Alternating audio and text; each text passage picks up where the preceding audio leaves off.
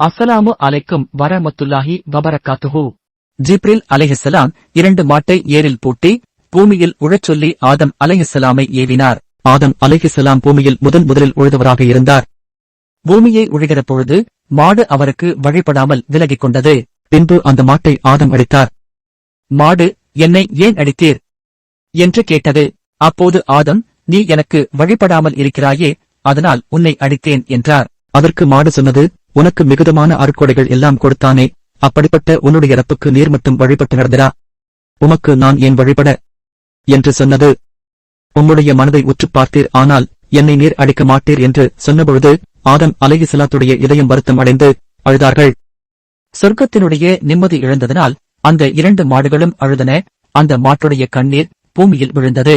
அந்த நீரில் நின்றும் ஜவ்வரிசி என்கிற தானியம் விளைந்தது. அந்த மாட்டின் சிறுநீரில் கடலை பயிர் விளைந்தது. அந்த மாட்டின் சாணமானது அசது என்கிற பயிரை விளைவித்தது. பிறகு ஜிப்ரில் அலைஹிஸ்ஸலாம் கோதுமையுடைய மணியை உடைத்து அதை மிகுதமாக்கி பூமியில் விதைக்க சொன்னார். விதைத்த உடனே அந்த நேரத்தில் அது முளைத்தது.